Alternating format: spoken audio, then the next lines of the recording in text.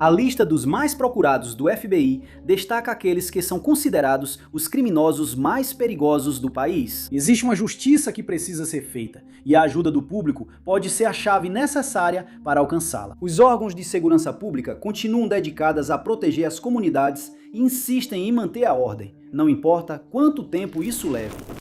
Número 20.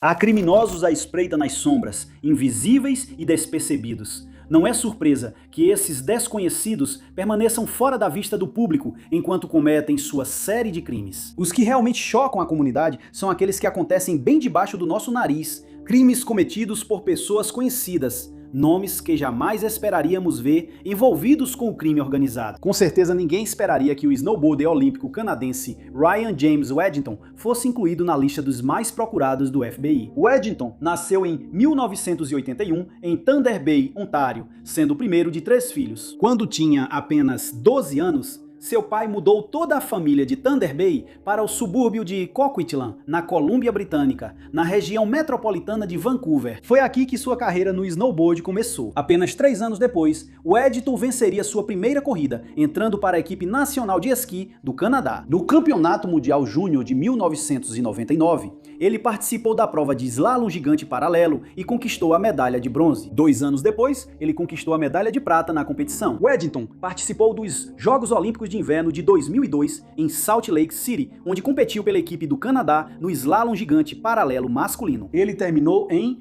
24º lugar. E pouco depois disso, ele desistiria do snowboard competitivo. O Ed voltou para Vancouver e se matriculou na Universidade Simon Fraser. Ele desenvolveu interesse em fisiculturismo e começou a trabalhar como segurança de boate. Após estudar por 2 anos, o Ed largou a universidade e começou a fazer especulação imobiliária. Foi nesse momento da vida dele que as coisas mudaram. Uma mudança que ninguém esperava. Para financiar seus investimentos imobiliários, ele começou a se envolver com o cultivo de maconha. O Wedding comprou um galpão com 6.800 plantas em uma propriedade conhecida como Fazenda 18 Quilates, que seria invadida em 2006. A Polícia Montada Real do Canadá descobriria não apenas 10 milhões de dólares em cannabis, mas também uma arma de fogo junto com munição. Mas o Ed não estava lá naquele dia e os investigadores não conseguiram reunir provas suficientes para acusá-lo oficialmente, permitindo que ele saísse em liberdade. Supostamente, ele também começou a expandir sua operação de narcóticos e dizia-se que havia se juntado a contrabandistas russos e iranianos que lidavam com substâncias controladas. Em 2010, o Ed seria condenado por tentar comprar uma substância controlada de um agente do governo. Ele foi condenado a 4 anos de prisão, mas foi libertado apenas 1 ano depois, iniciando então o que se tornaria uma organização criminosa. Em 2012, Ryan Wedding seria apontado como um chefão do crime. A partir de 2024, a Polícia Montada Real do Canadá, junto com o FBI e várias outras agências, iniciaria a Operação Slalom Gigante. O alvo deles não era Wedding, mas sim uma grande organização criminosa ligada a um cartel mexicano.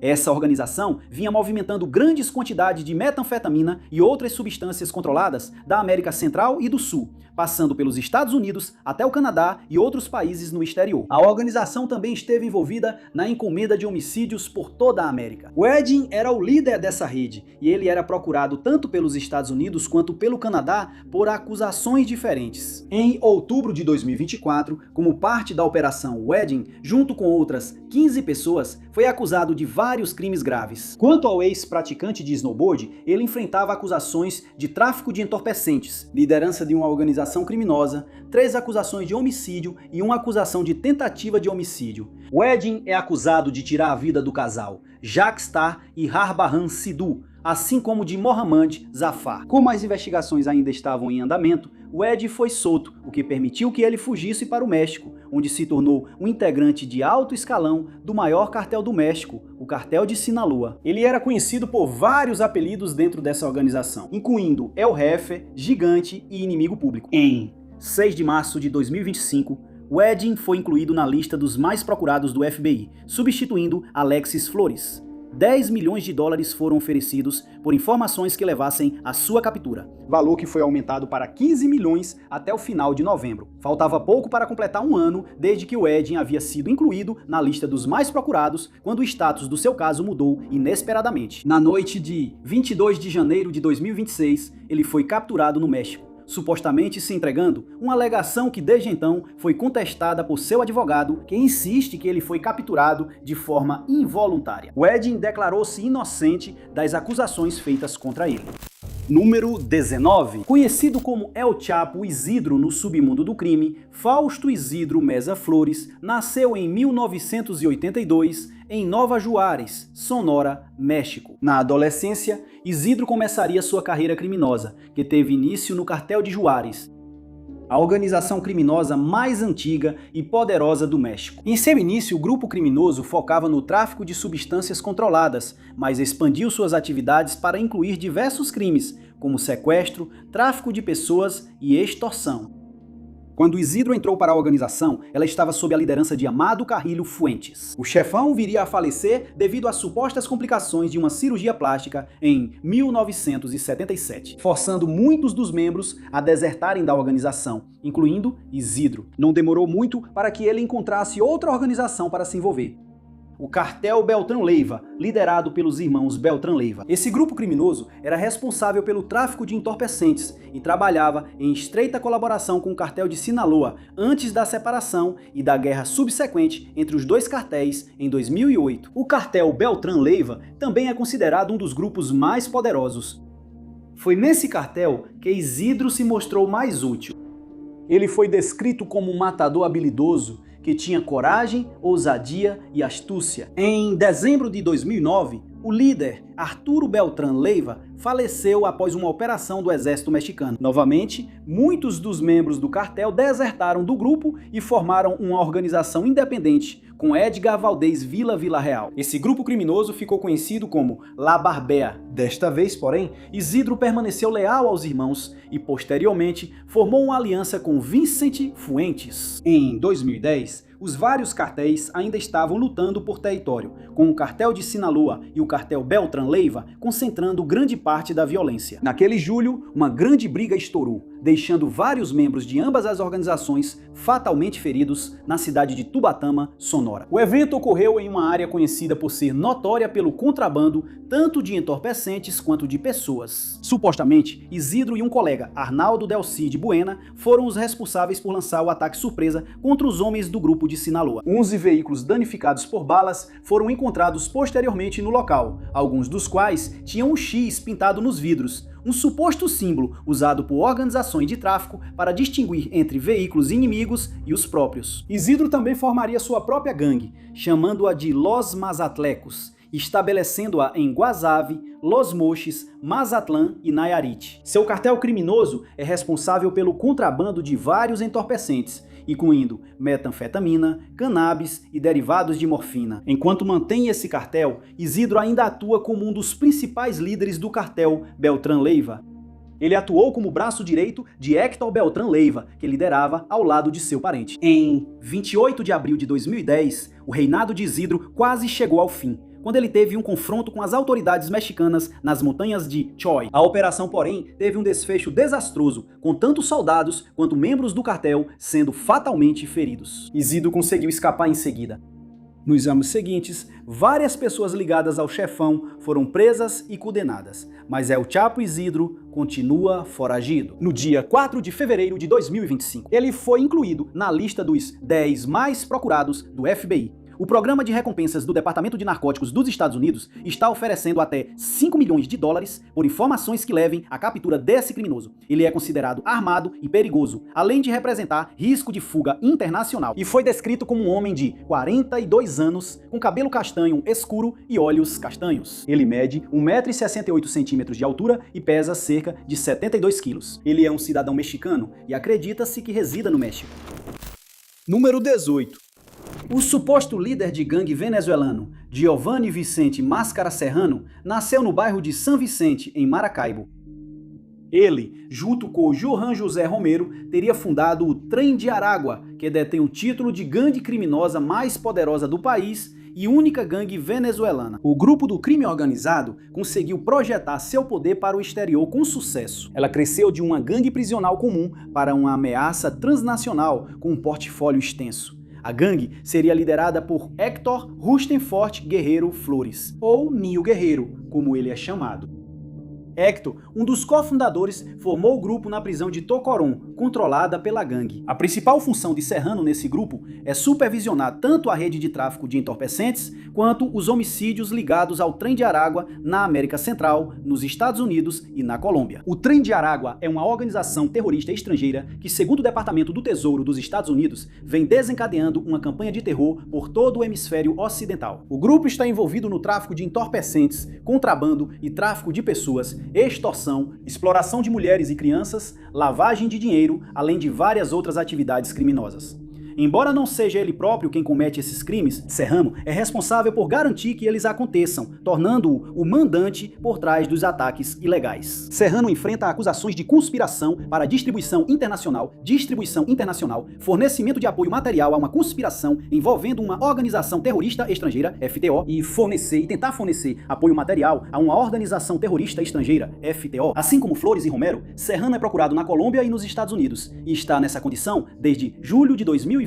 Mas só em junho de 2025 ele foi oficialmente incluído na lista dos 10 mais procurados do FBI por acusações de narcotráfico. Inicialmente, a agência ofereceu uma recompensa de 3 milhões de dólares por informações que levassem à sua captura, que desde então foi aumentada para 5 milhões.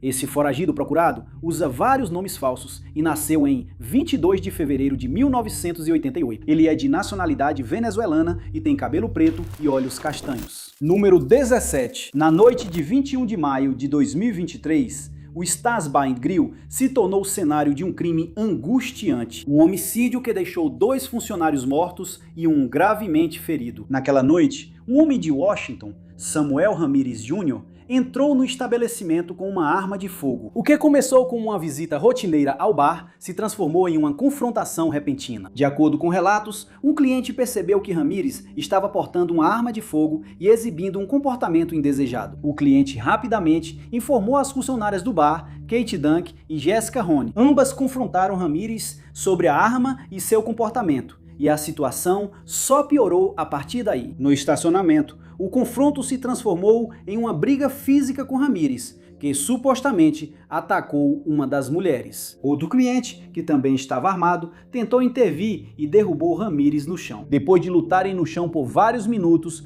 ele disse que tinha terminado de brigar e o cliente o soltou. Mas, ao fazer isso, Ramírez sacou sua arma de fogo e atirou em todos ao seu redor. Kate e Jessica perderam suas vidas com vários disparos direcionados diretamente a elas. Uma terceira vítima, o cliente que tentou detê-lo, foi alvejado 9 vezes, mas sobreviveu com apenas um ferimento no braço. Após o ocorrido, Ramírez fugiu de Washington e acabou em Lake Havasu City, no Arizona.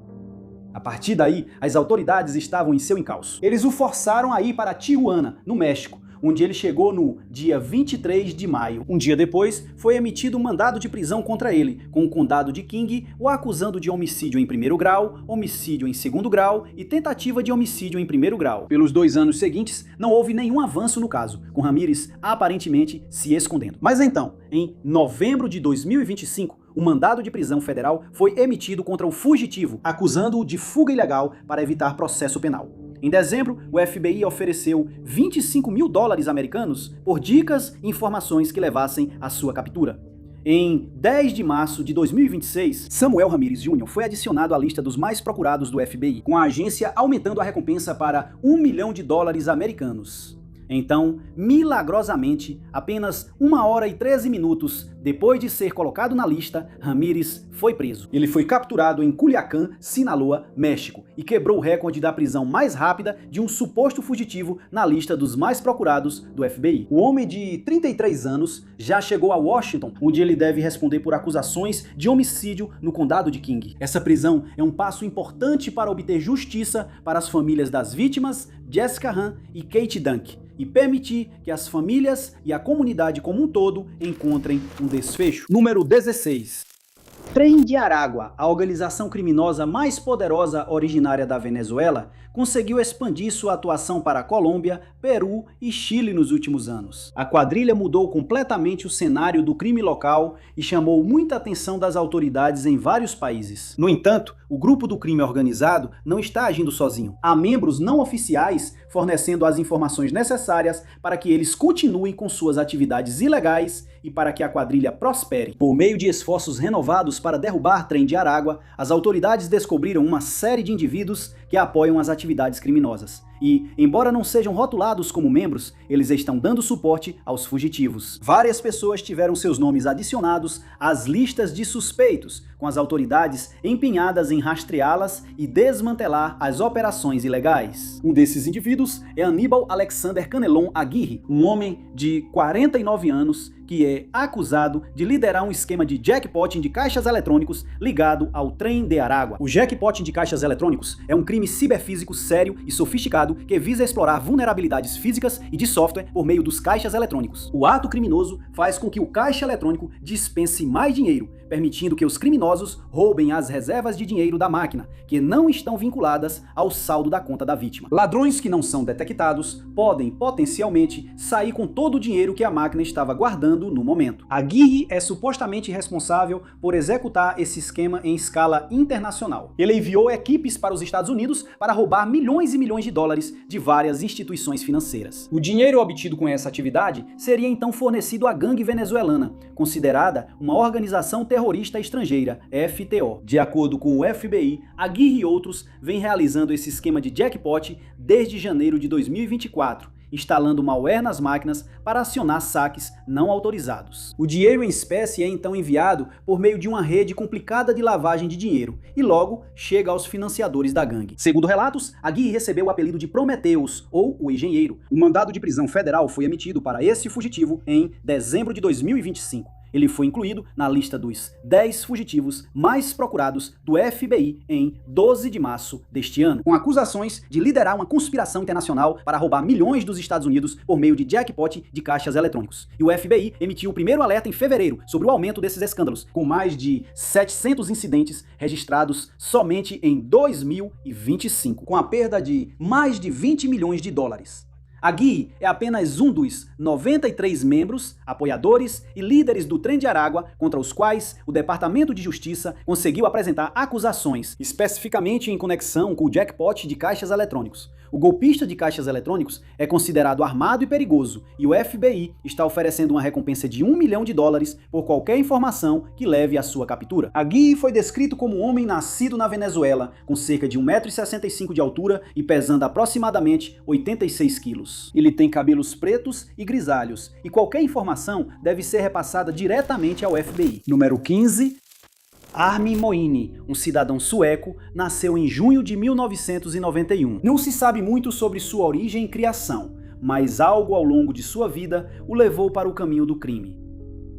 Moini, conhecido como Nero pelas autoridades, foi identificado como uma figura central por trás de uma grande organização criminosa chamada Rede Nero. Essa organização criminosa está envolvida em atividades ilegais em grande escala, incluindo a venda em larga escala de entorpecentes, tráfico e operações de lavagem de dinheiro que ocorrem por toda a Europa. O papel de Moini no crime organizado destacou a escala e a sofisticação que as redes criminosas modernas assumiram. O caso dele reflete não apenas os crimes graves de um indivíduo, mas também os intensos desafios que as autoridades continuam enfrentando ao combater o tráfico global de entorpecentes e crimes financeiros. Moini, agora com 34 anos, foi incluído na lista dos fugitivos mais procurados da Europa em 23 de março deste ano, mas a polícia vem tentando capturá-lo há vários anos. A caçada por Moini remonta a 6 anos atrás, no verão de 2020, quando as autoridades fizeram uma batida em um escritório de câmbio aparentemente discreto em Estocolmo. Mas, através da World Exchange, nesse escritório de fachada, centenas de milhões em lucros do narcotráfico estavam sendo lavados. 16 redes criminosas, incluindo o VARB, estavam envolvidas, junto com a soma de pelo menos 220 milhões de coroas. E por trás de tudo isso estava Moini. O suposto líder da Rede Nero, um alegado chefão, tem evitado ser preso e agora acredita-se que esteja operando fora da Suécia.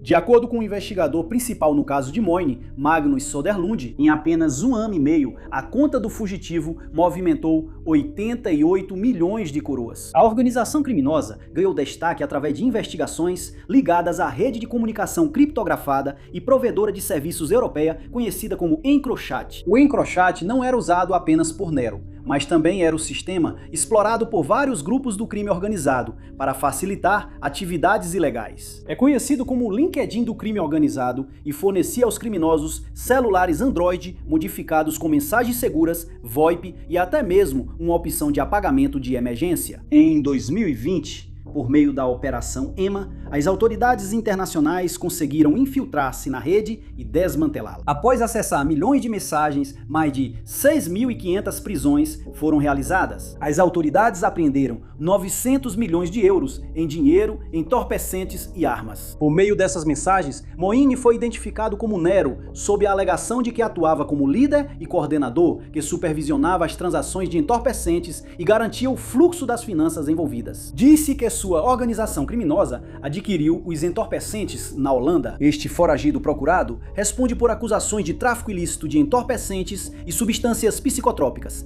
tráfico ilegal de armas, munições e explosivos e lavagem de dinheiro proveniente de crime. Moini, conhecido como Nero, está ligado a vários países, com fortes conexões com a Espanha e Dubai. Ele é considerado armado e perigoso. Ele fala inglês e sueco, mede 1,70 m de altura, tem olhos castanhos e cabelo castanho. Ele também pode ter barba ou bigode. A imagem do fugitivo foi retirada de um passaporte de 2018 e sua aparência provavelmente mudou desde então. Número 14.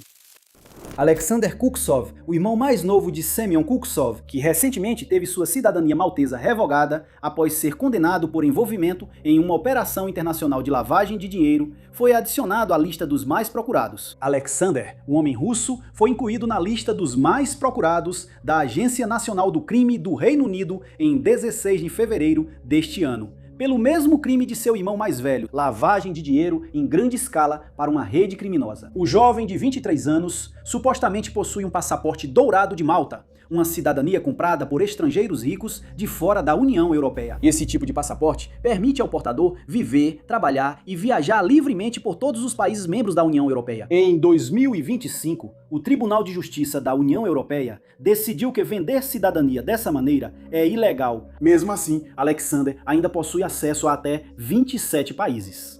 A Agência Nacional do Crime, NCA, alega que o jovem fugitivo fazia parte de um grupo do crime organizado e participou na movimentação de milhões de libras em dinheiro ilícito pelo Reino Unido. Acredita-se que esse evento tenha ocorrido em 2022, quando Alexander tinha apenas 19 anos. Naquele ano, as autoridades expuseram a grande rede criminosa, que foi descoberta lidando tanto com dinheiro físico quanto com criptomoedas. A operação foi possível graças à Operação Destabilize, liderada pela Agência Nacional do Crime. Ao longo de 3 anos, foi descoberto um esquema de lavagem de dinheiro em grande escala, ao qual Alexander está diretamente ligado. O esquema foi ligado a cartéis na América do Sul, ao grupo de crime organizado Kinahan e até mesmo à espionagem russa. Agências de segurança na França, Finlândia, Espanha, Irlanda, Holanda, Estados Unidos e Emirados Árabes Unidos têm trabalhado junto com a NCA para investigar o esquema. 3 anos após o início da operação, as autoridades revelaram os resultados da investigação até agora. Relatórios indicaram que até 84 pessoas foram presas por meio da Operação Destabilize,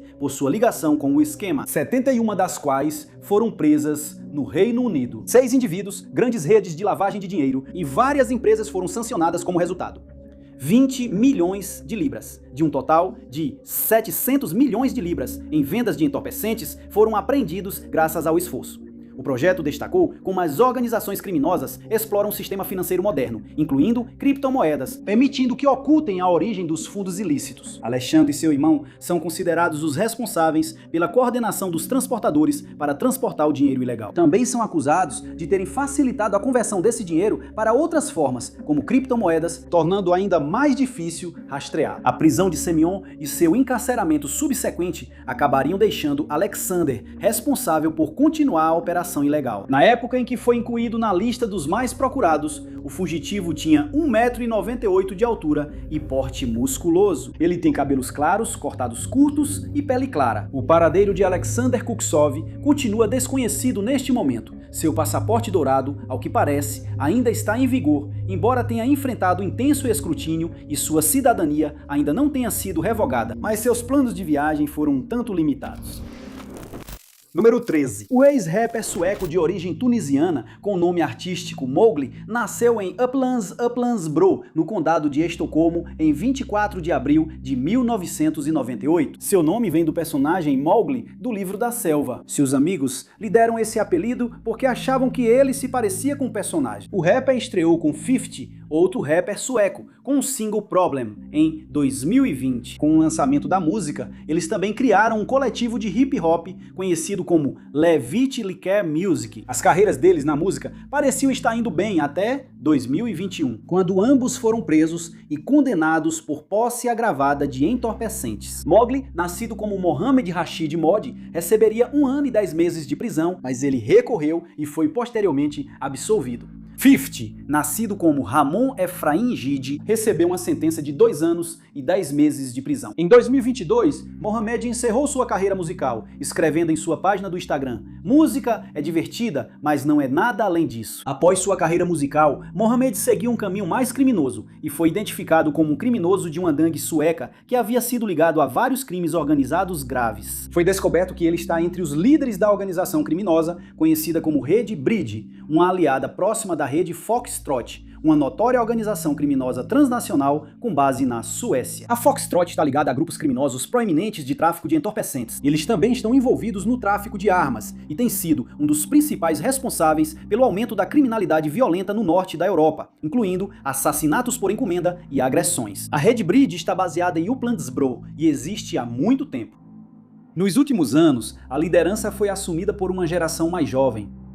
A gangue está ligada a crimes envolvendo narcóticos e armas, e Mohamed e seu grupo criminoso estão intimamente ligados a Hawa Majid, ou a Raposa Curda. A Rede Bridge é conhecida por realizar atos violentos de grande repercussão em nome de Hawa Majid. Os crimes violentos incluem assassinatos por encomenda e tráfico de entorpecentes. O irmão de Muhammad, Yassin, também faz parte do grupo criminoso e atualmente está sob custódia por acusações de homicídio. As autoridades identificaram vários membros do grupo, alguns dos quais já foram detidos. Mohamed é conhecido por estar em um nível intermediário da hierarquia da Rede Bridge, embora seu propósito exato nesse grupo não seja conhecido. Ele foi incluído na lista dos fugitivos mais procurados da União Europeia em 12 de março deste ano. Sob acusação de tráfico ilícito de entorpecentes e substâncias psicotrópicas, homicídio, lesão corporal grave, preparação para cometer homicídio, conspiração para cometer homicídio e crime excepcionalmente grave relacionado a entorpecentes. Mohamed Rashid Mod tem 27 anos. Ele é de nacionalidade sueca e fala apenas sueco. Ele mede 1,75 m, tem olhos castanhos e cabelo escuro. Ele possui marcas de nascença em ambos os braços e é considerado armado e perigoso. Número 12. Richard James Schuller é um homem americano conhecido pela maioria como Richard Hart. O nome pode soar familiar para os usuários de criptomoedas. Schuller é o polêmico fundador da X, uma criptomoeda baseada em Ethereum. Ela se promove como um certificado de depósito de alto rendimento e permite que os usuários ganhem retornos ao fazer stake de seus tokens, sem recompensar mineradores ou validadores. A criação de criptomoeda de Schuller prometia grandes recompensas de stake, mas também foi alvo de forte escrutínio devido às fraudes associadas a ela. De acordo com a SEC, Schuller é responsável por usar hacks para oferecer valores imobiliários não registrados e cometer fraude, o que levou a uma queda acentuada no valor de mercado da moeda. Em apenas uma semana, o valor do token caiu 30% para 0,0039 em dezembro de 2024. A Interpol emitiu um alerta vermelho a pedido da Finlândia em busca do fundador da Hex, desencadeando procedimentos de extradição. Em 9 de fevereiro de 2026, Schuller será incluído na lista dos fugitivos mais procurados da Europa e está listado como procurado pela Finlândia. Ele enfrenta acusações de fraude, incluindo aquelas que afetam os interesses financeiros das comunidades europeias. Além disso, Schuller também está sonegando impostos, não cumpriu um dever legal relacionado à tributação, deixou de apresentar declarações fiscais da empresa por vários anos e não preencheu as informações sobre sua renda nos formulários de imposto de renda pessoal pré-preenchidos. O valor total de impostos que ele evitou chega a centenas de milhões de euros. De acordo com o Planeta Diário, a polícia finlandesa desde então apreendeu relógios de luxo do fundador da X no valor de quase 3 milhões de dólares. Supostamente, o fugitivo gastou mais de 12 milhões de dólares provenientes da X em artigos de luxo, incluindo relógios, carros esportivos e um anel de diamante de 5 quilates. Desde então, ele foi visto em vídeos ostentando malas da Louis Vuitton, que guardam dezenas de relógios dentro, os quais ele afirmou valerem até 9 milhões de euros. Schuller não só cometeu fraude e sonegou impostos, mas também é procurado por supostamente agredir um adolescente. De acordo com relatos, Schuller agarrou a vítima pelo cabelo e a atingiu várias vezes. No final de dezembro de 2024, ele postou uma mensagem enigmática no X, insinuando que era um homem procurado, dizendo: "Minha vida inteira estive me preparando para o futuro, antecipando-o, criando-o. Nunca estive tão seguro e estou animado para o futuro." Ele acrescentou: "É uma sensação agradável ser procurado. Nada pode parar uma ideia cuja hora chegou." Richard James Schuller pode agir sob o pseudônimo de Richard Hart. Ele é de nacionalidade americana e fala inglês. Ele tem agora 46 anos e enfrenta acusações tanto na Finlândia quanto nos Estados Unidos. Número 11. Em agosto de 2014, Vu Kevin Hyun, de 31 anos. Seu irmão, de 28 anos, Viet, e um terceiro indivíduo não identificado foram sequestrados na Filadélfia, Pensilvânia. Por trás da máscara que escondia a identidade estava Trung Duc Lu, que os três homens conheciam. Supostamente, eles lhe deviam 300 mil dólares, uma dívida por entorpecentes não especificados. Dizem que Lu sequestrou os homens e os submeteu a condições de tortura. Kevin e Vit seriam então levados até o rio Schuylkill, onde seriam fatalmente feridos, presos a blocos de cimento e jogados no rio. O terceiro homem sobreviveu ao ataque e conseguiu escapar. Seria por sequestro e homicídio que Liu se tornaria alvo de um mandado de prisão federal em 2019. E a 539ª inclusão à lista dos 10 fugitivos mais procurados do FBI em 2026, com acusações de conspiração para cometer sequestro e 3 acusações de sequestro. Ele também está sendo acusado de outros crimes graves, incluindo viagem interestadual para auxiliar o crime organizado, conspiração para cobrança e concessão de crédito por meios extorsivos, cobrança de extensão de crédito por meios extorsivos, conspiração para distribuir cannabis e auxílio e cumplicidade. Acredita-se que ele seja afiliado à gangue de rua BTK, também conhecida como Garotos do Canal. Lu nasceu no Vietnã e se mudou para os Estados Unidos quando era adolescente. Ele tem fortes laços com a cidade de Nova York, onde já morou no distrito de Queens. O agente especial responsável pelo FBI na Filadélfia, Wayne A. Jacobs, sugeriu que a agência mantenha um compromisso inabalável de levar Liu à justiça. A agência e seus parceiros, segundo ele, continuarão a utilizar todos os recursos para localizar e prender Liu. Não importa quanto tempo leve ou onde ele tente se esconder, o FBI continuará em sua busca até que ele seja preso e condenado. Lu fala vietnamita e inglês. Ele tem várias tatuagens espalhadas pelo corpo, incluindo um dragão no centro das costas e as palavras Asian Pride em letras grandes acima dele. Ele tem uma tatuagem não identificada no peito esquerdo e ambos, os partes superior dos braços, são fortemente tatuados. Seus braços apresentam um dragão, um desenho de garra e um tigre. De acordo com o cartaz de procurado sobre ele, ele nasceu em 1º de outubro de 1980, tendo atualmente 45 anos. Ele mede 1,70 m de altura e pesa 64 quilos. Ele tem cabelo preto, olhos castanhos e é de nacionalidade vietnamita. A agência está oferecendo uma recompensa de $1 milhão por informações que levem à sua prisão. O FBI está pedindo que qualquer pessoa com informações sobre qualquer um dos fugitivos desta lista entre em contato com o escritório local do FBI ou com a embaixada ou consulado americano mais próximo. Qualquer pessoa com informações pode ligar para o FBI no número 1800-CALL-FBI ou 1800-2255-324. Dicas anônimas também podem ser enviadas online em tips.fbi.gov.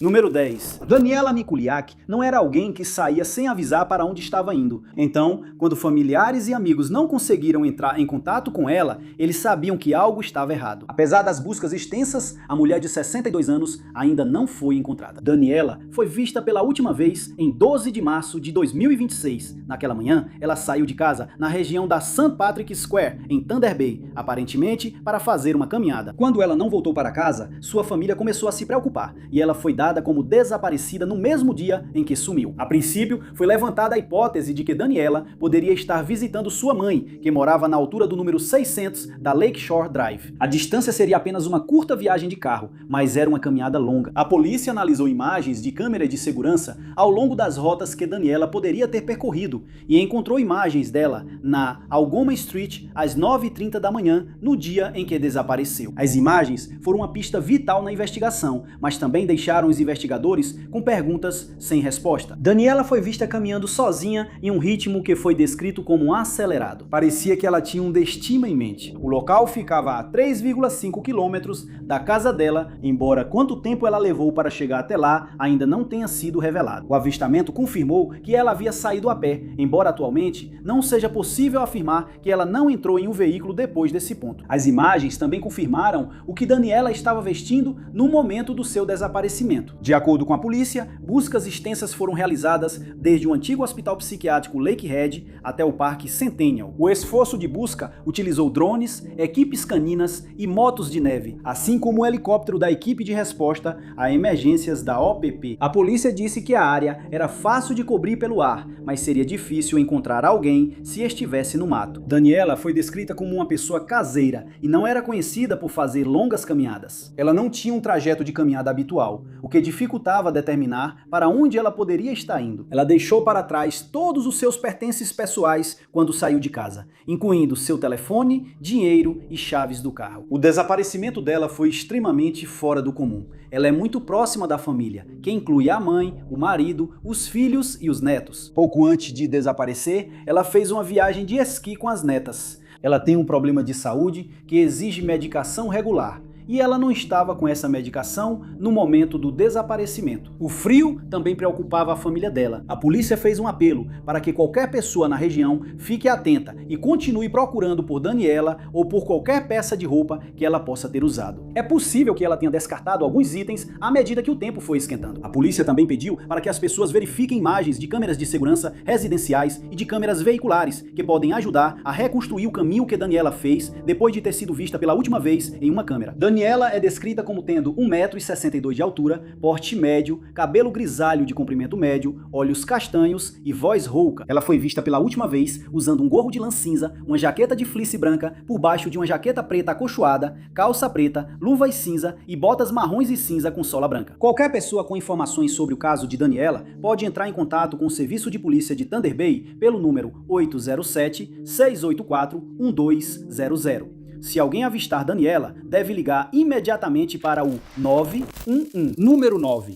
Diet Spencer desapareceu sem deixar rastros enquanto voltava para casa após visitar a família. Mais de 2 meses após seu último avistamento, poucas pistas foram encontradas para explicar o que aconteceu com ela. Diet tinha 69 anos na época de seu desaparecimento em Escalante, Utah. Poucos meses antes, ela havia perdido o marido em um acidente de avião e ainda estava se acostumando a viver sozinha. Mais uma tragédia aconteceu no início de 2026. E Diet teve que comparecer a outro funeral. Infelizmente, ela nunca chegaria lá. Durante a viagem, ela acidentalmente ficou trancada do lado de fora do carro em Vernal. Seu genro viajou para encontrá-la e a ajudou a seguir viagem. Ela decidiu passar alguns dias com ele e com sua filha em Rangeley, logo após a fronteira no Colorado. Quando Diet partiu, eles esperavam que ela estivesse voltando para casa. Só dias depois, ela percebeu que tinha ido na direção oposta.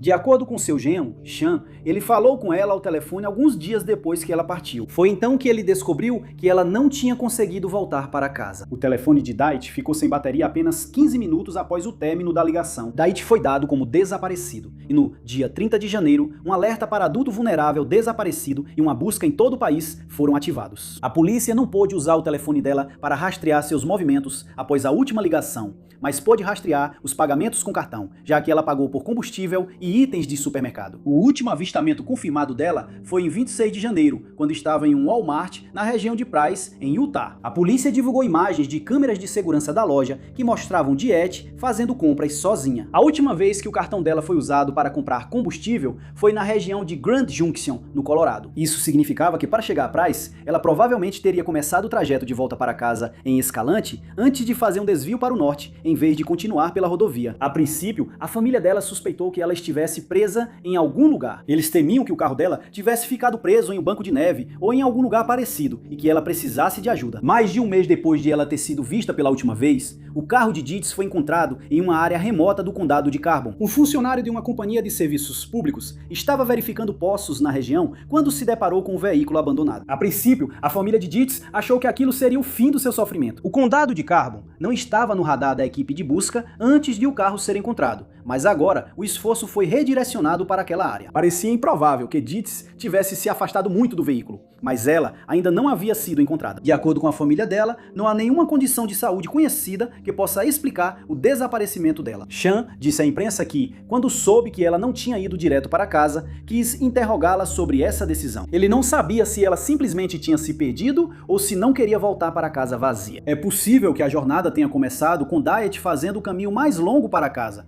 apenas para se perder em algum lugar no meio do trajeto. A polícia continua pedindo qualquer informação sobre o que aconteceu com ela depois que foi vista pela última vez. Dietz é descrita como tendo 1,57 m de altura, cabelo branco e olhos verdes. Ela foi vista pela última vez dirigindo um Buick LeSabre branco, ano 2010, com placas de Utah, que já foi encontrado. Qualquer pessoa com informações pode entrar em contato com o departamento do xerife do condado de Garfield pelo telefone 43-567-62678. Número 8.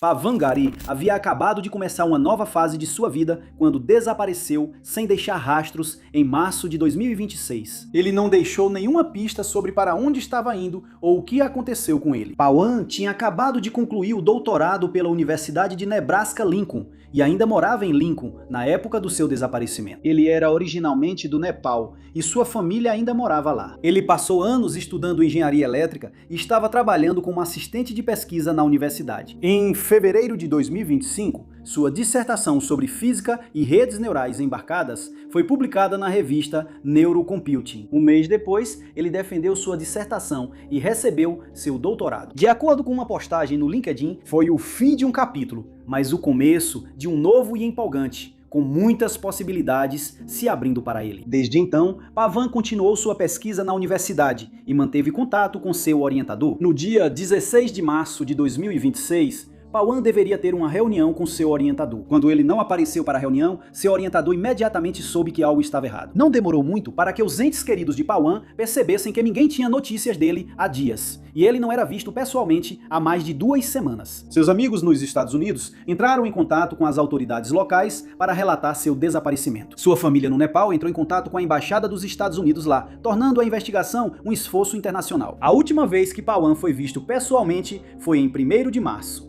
Ele havia dito ao proprietário do imóvel em Nebraska que iria viajar por um tempo, mas pretendia voltar em 2 semanas. Na época, não parecia haver nada fora do comum. Alguns dias depois, o carro dele foi visto no Tennessee. O veículo era um Honda Civic preto com um adesivo de caveira na traseira e listras esportivas na frente, o que o tornava um pouco reconhecível. Mais de uma semana depois, em 11 de março, o carro foi visto novamente em Milton, Flórida. Essa foi a última vez que alguém falou com Pawan. Ele ligou para seus pais no Nepal e disse que estava bem. No entanto, não está claro se isso era um contato regular que ele tinha com a família. Foram mais 5 dias até que alguém percebesse que ele estava desaparecido. Só em 24 de março que a polícia fez uma busca no apartamento de Pawan em Lincoln. De acordo com os relatos, eles não encontraram nada de interessante lá e nada que pudesse explicar o que aconteceu com o homem desaparecido. 3 dias depois, o carro dele foi localizado em Pensacola Beach, um destino turístico popular no norte do estado. O local fica a apenas cerca de 35 minutos de carro, de onde o carro de Pawan foi visto em 11 de março. Mas não ficou imediatamente claro por quanto tempo ele esteve em Pensacola Beach. As primeiras reportagens descreveram o carro como abandonado. Buscas na área ao redor de onde o carro foi encontrado, inclusive na água, não revelaram nenhuma pista. Desde que o carro foi descoberto, não houve novas atualizações no caso. A família e os amigos de Pawan no Nepal recorreram às redes sociais para tentar dar visibilidade ao caso, com vídeos destacando a linha do tempo dos acontecimentos. O caso de Pawan é um daqueles com muito mais perguntas do que respostas. Não se sabe por que ele estava viajando para a Flórida e onde ele esteve na semana entre o avistamento no Tennessee e o da Flórida, mas o caso ainda está no início da investigação. Pawan estava se recuperando de uma cirurgia abdominal na época do seu desaparecimento. Ele pode estar precisando de medicação. Ele é descrito como tendo 1,73 m de altura e pesando cerca de 68 quilos. Ele tem cabelo preto e olhos pretos. Qualquer pessoa com informações sobre o caso pode entrar em contato com o Centro de Pessoas Desaparecidas de Nebraska pelo telefone 1877-441-5678. Número 7. Os moradores de Oakland descreveram Amy Hilliard como uma pessoa importante na comunidade e do tipo que eles sempre podiam procurar quando precisavam de ajuda. Desde que ela desapareceu em março, eles se uniram para tentar trazer a mulher desaparecida de volta para casa. Amy é coproprietária das cafeterias Farley's e podia ser frequentemente encontrada na unidade de Oakland da cafeteria. Ela também administrava sua própria empresa de consultoria de sucesso e fazia trabalho voluntário com o coral infantil local. Ela era muito conhecida e querida na comunidade, e seu desaparecimento repentino foi um choque para todos. Amy foi dada como desaparecida após sumir de sua casa na região da rua Radnor em 25 de março de 2026. De acordo com os primeiros relatos, o último avistamento confirmado de Amy ocorreu por volta das 14 horas. Uma vizinha a viu passeando com seu cachorro não muito longe de casa. Mais tarde, naquele dia, o marido de Amy passou para perguntar se tinham visto ela. Amy agora estava desaparecida. Ela deixou o celular em casa e o cachorro aparentemente também já tinha voltado para casa. Se havia qualquer indicação na casa sobre para onde Amy poderia ter ido,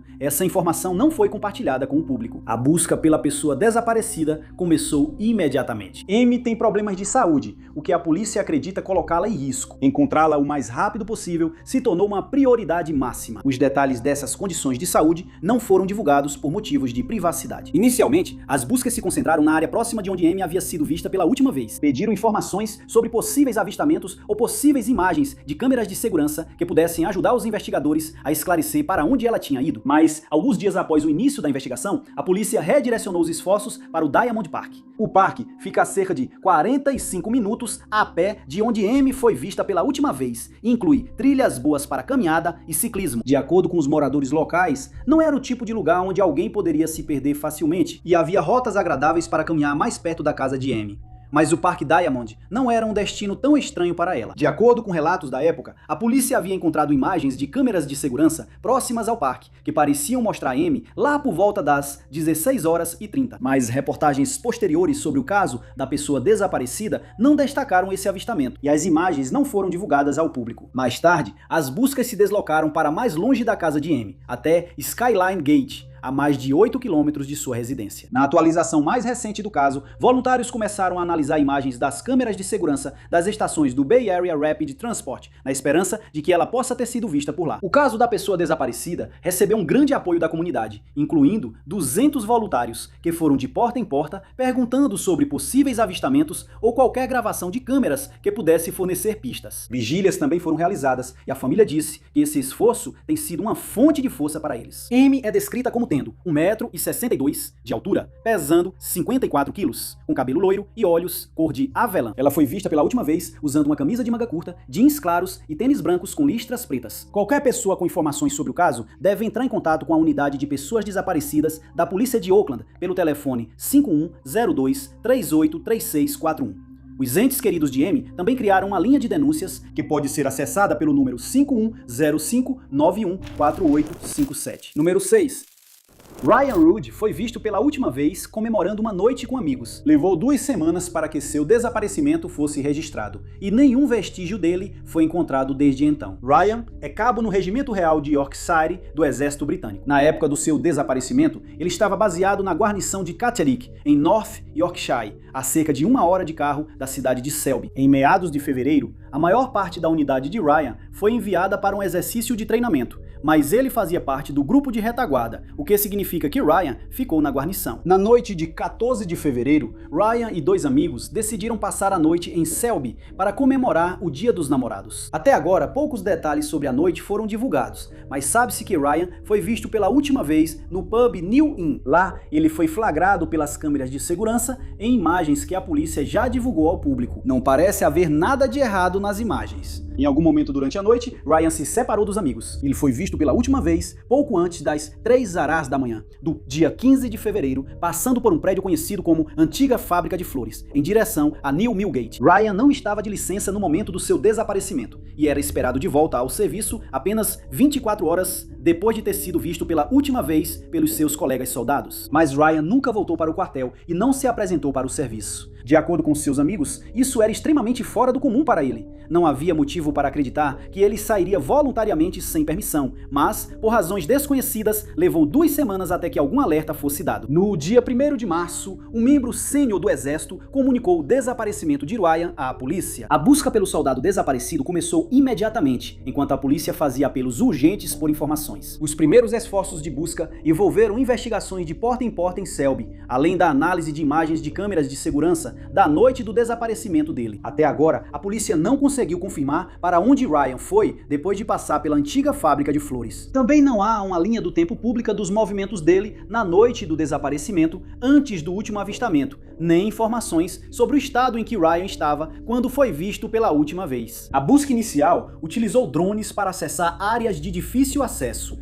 A antiga fábrica de flores fica em frente ao rio Ouse. Há um muro separando a estrada do rio, o que significa que é improvável que Ryan tenha acabado na água aqui por acidente. Mas ele estava caminhando na direção de uma ponte que o levaria de volta para New Millgate. Em uma atualização mais de um mês após o desaparecimento de Ryan, a polícia confirmou que estava considerando a possibilidade de que ele tenha acabado na água. O desaparecimento dele é um caso com muito mais perguntas do que respostas, mas à medida que as pessoas respondem aos apelos por informações, é possível que mais peças do quebra-cabeça sejam reunidas. O atraso inicial em registrar o desaparecimento de Ryan também está sendo investigado pelos militares. Ryan tinha 28 anos na época do seu desaparecimento. Ele é descrito como tendo 1,73 m de altura, de porte magro e cabelo castanho. Ele foi visto pela última vez usando uma camiseta preta, jaqueta azul com capuz e calça preta. Qualquer pessoa com informações sobre o caso de Ryan deve entrar em contato com a polícia pelo número 101, citando o número de referência 12-226-00-377-25. Qualquer avistamento do homem desaparecido ou informação sobre onde Ryan está atualmente pode ser comunicado pelo número 999. Número 5.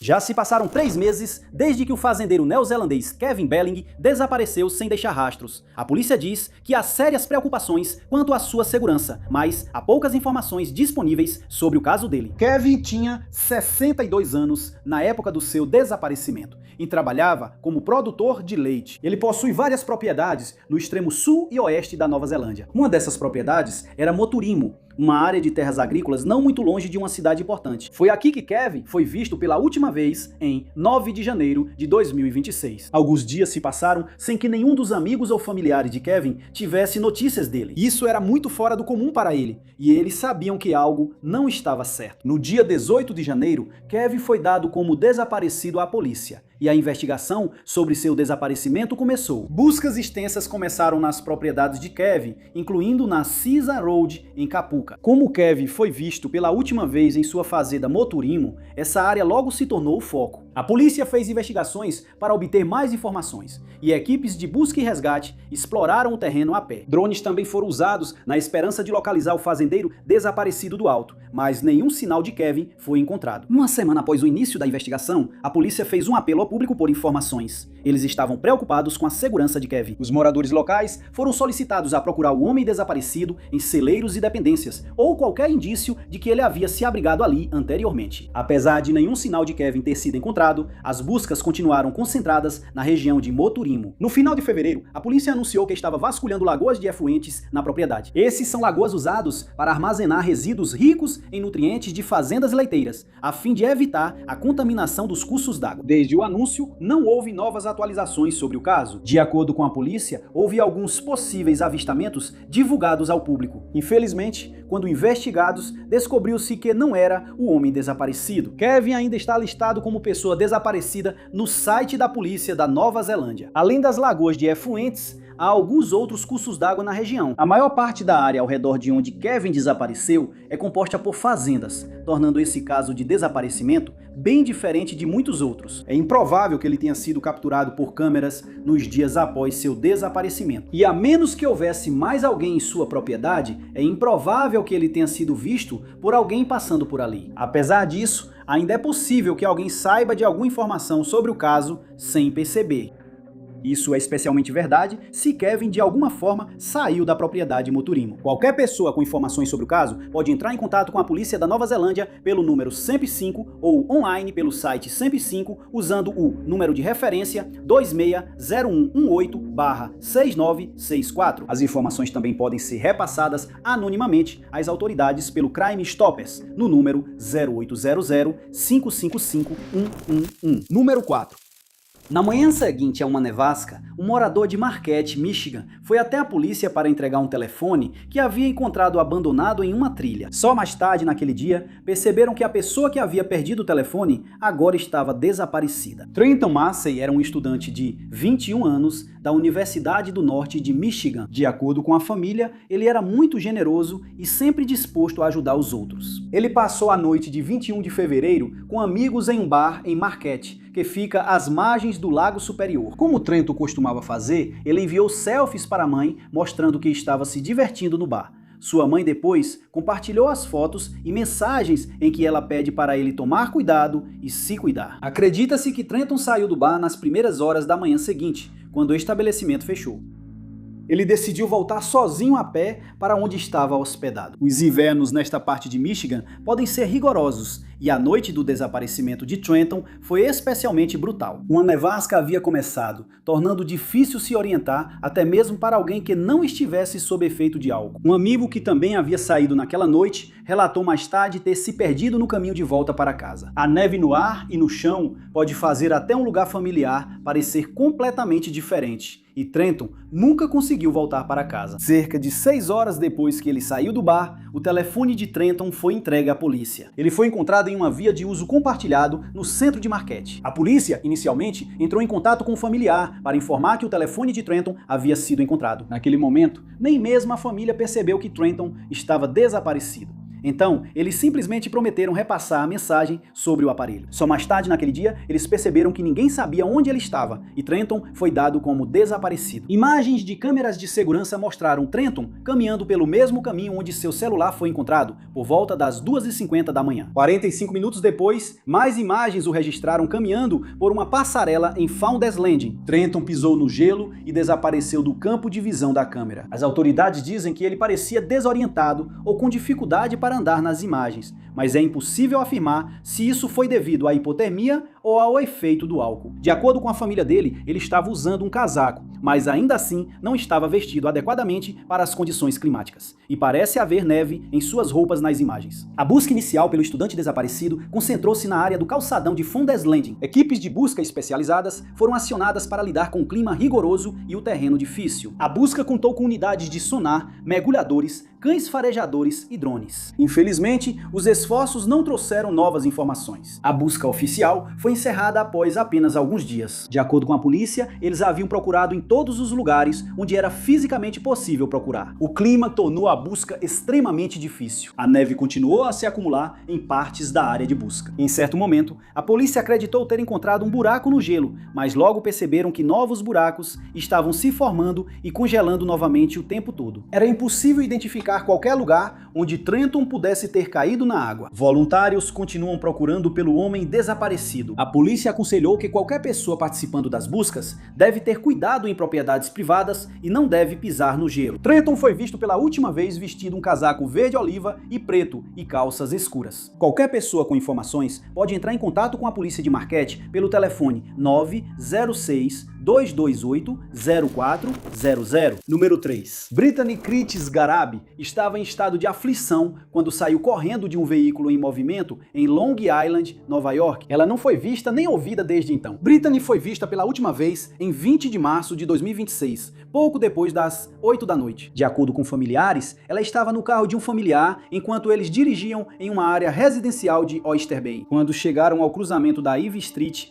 com a Jordan Avenue, o carro parou em uma placa de pare. O motorista então começou a avançar, antes que Brittany de repente pulasse do veículo e fugisse do local. Ao sair, ela jogou seu celular em alguns arbustos e logo depois foi dada como desaparecida. A família dela relata que Brittany pode ter estado em um estado de psicose no momento do seu desaparecimento. Ela acreditava que estava em perigo e que poderia estar sendo rastreada, por isso jogou o celular fora. Infelizmente, embora ela não estivesse sendo rastreada naquele momento, jogar fora o celular significou que as autoridades não puderam usá-lo para determinar seus movimentos depois que ela desapareceu. Por que ela decidiu fugir do veículo não foi revelado, mas imagens de câmeras de segurança e de campainhas com câmera recuperadas da área mostraram Brittany correndo ou parada sozinha. Não parecia haver ninguém seguindo ela. As autoridades utilizaram drones e helicópteros nas buscas por ela. Alguns dias após seu desaparecimento, pertences pessoais, incluindo sua carteira, foram encontrados em uma área arenosa e pantanosa no final da Florence Avenue, ao longo do Oyster Bay Harbor. A área ficava a apenas 15 minutos a pé de onde Brittany foi vista pela última vez.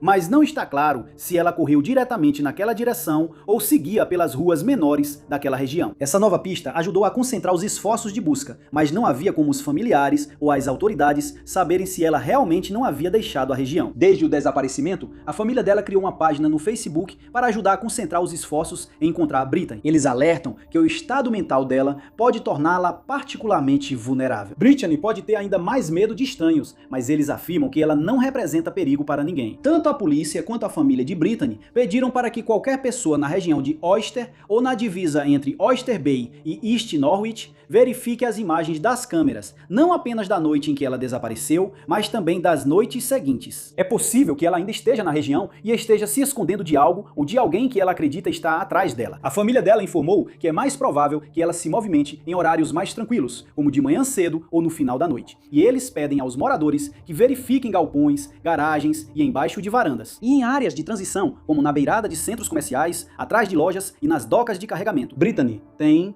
32 anos.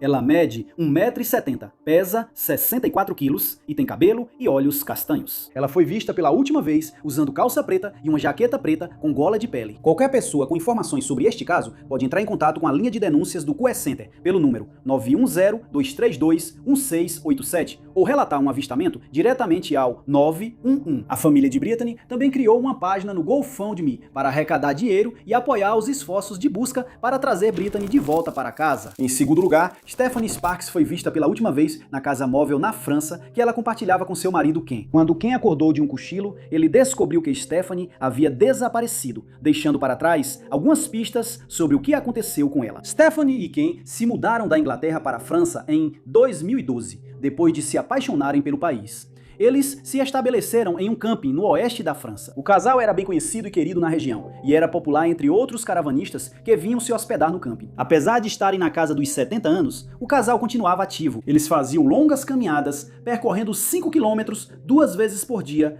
todos os dias. No final de 2025, Ken começou a se sentir mal, o que limitou o quanto eles conseguiam sair para caminhar juntos. Mais tarde, ele seria diagnosticado com câncer de pulmão. O dia do desaparecimento de Stephanie foi como qualquer outro. O dia 29 de janeiro começou com uma ida ao supermercado. Imagens de câmeras de segurança da entrada do acampamento mostraram o casal saindo de carro e retornando mais tarde com as compras. Depois que eles voltaram para casa, Ken foi tirar um cochilo. Quando ele acordou, Stephanie estava desaparecida. Nada mais estava faltando. O telefone e os cartões de Stephanie tinham sido deixados para trás. Ela também não estava com nenhum dinheiro em espécie. A princípio, parecia que Stephanie poderia ter saído para dar uma caminhada sozinha. Nenhuma filmagem de câmeras de segurança registrou Stephanie saindo do acampamento, mas havia uma trilha que levava para os fundos do local, que não era coberta por nenhuma câmera. Era uma trilha com a qual Stephanie já estava familiarizada, tendo caminhado por ela inúmeras vezes no passado. Quando ela não voltou para casa, porém, ficou óbvio que não se tratava de uma caminhada normal. A polícia foi alertada sobre o desaparecimento dela e as buscas pela mulher desaparecida começaram. Equipes de busca percorreram os possíveis caminhos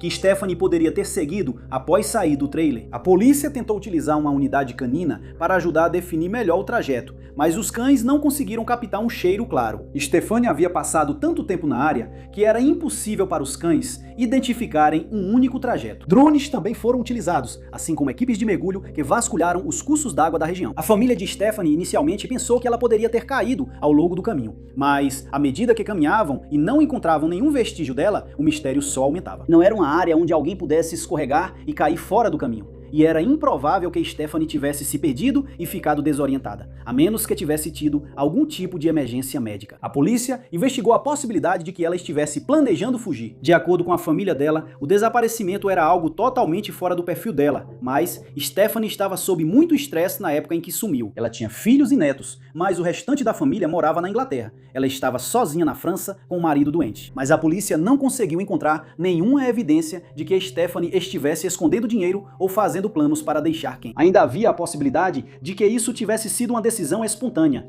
mas a única evidência disso era a ausência de qualquer outra evidência. Buscas extensas na área local não encontraram nenhuma pista. Nem Stephanie, nem qualquer uma das roupas que ela usava na época foram encontradas. Ela é descrita como magra e estava usando uma jaqueta azul clara, calças escuras e botas pretas ou cinzas no momento do seu desaparecimento. Qualquer pessoa com informações pode entrar em contato com a polícia local pelo número 335 555 7536. Número 1.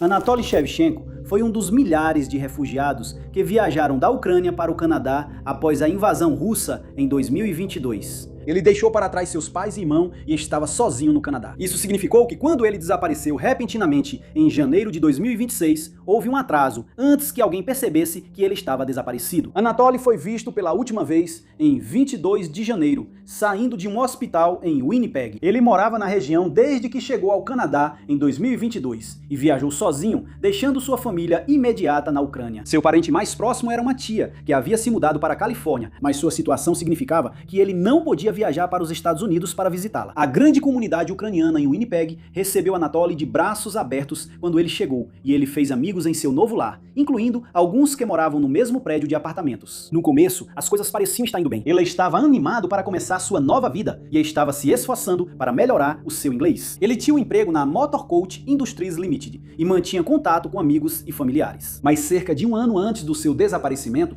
seus amigos começaram a notar uma mudança em seu comportamento. De acordo com Serhiy Zadorozhniak, que morava nas proximidades, ele foi se tornando cada vez mais retraído e parecia que algo tinha acontecido com ele. Outros membros da comunidade ucraniana observaram que muitas vezes era difícil para os refugiados se adaptarem à vida no Canadá, especialmente por causa da barreira do idioma. Não se sabe por que Anatoly começou a mudar. No começo, sua família não percebeu que havia algo errado. Ele ainda mantinha ligações regulares com sua tia e ainda estava ansioso para visitá-la no futuro. De acordo com sua tia, ele estava tentando melhorar de vida e procurava fazer cursos para isso. Mas as ligações pararam sem explicação. Então, pouco antes de desaparecer, cortes de pessoal no local onde trabalhava deixaram Anatoly desempregado. Na manhã de 22 de janeiro, Anatoly chamou uma ambulância após ter um ataque de pânico. Ele foi levado ao Victoria Hospital pouco antes das 10h30 da manhã, apenas uma hora depois, e recebeu alta sem falar com ninguém. Ele foi visto pela última vez saindo desse hospital. No começo, ninguém percebeu que Anatoly estava desaparecido. O proprietário do imóvel sabia que ele tinha sido levado ao hospital, e quando ele não voltou, presumiu que Anatoly estava ficando lá. Quando a família dele ligou e perguntou por ele, foi informada de que ele estava no hospital. Mas no início de março, uma carta do hospital chegou, e só então seus entes queridos souberam que ele não estava ficando lá. Assim que perceberam isso, começaram a procurá-lo. O telefone dele permaneceu ativo até às 14h30, no dia do seu desaparecimento. A comunidade em Winnipeg se uniu para organizar buscas por ele, e uma busca foi organizada para Sexta-feira Santa, reunindo cerca de 100 pessoas que foram divididas em equipes para buscas metódicas e detalhadas no Parque San Vital, que fica perto do hospital e da casa de Anatoly. Anatoly deixou para trás seus documentos, incluindo o passaporte, que foram encontrados em seu apartamento. Ele desapareceu na noite mais fria do ano, com temperaturas chegando a menos 30 graus Celsius, mas a sensação térmica fazia parecer perto de menos 43 graus Celsius. Se ele não tivesse encontrado abrigo em algum lugar, teria sido muito difícil sobreviver, especialmente porque Anatoly nem estava vestido adequadamente para o frio. Mas apesar disso, seus amigos não perderam a esperança de encontrá-lo. Anatoly é descrito como uma pessoa benigna, com 1,85 m de altura, magro, cabelo castanho e olhos castanhos. Qualquer pessoa com informações sobre este caso pode entrar em contato com a unidade de pessoas desaparecidas do Serviço de Polícia de Winnipeg pelo número 204-986-6250.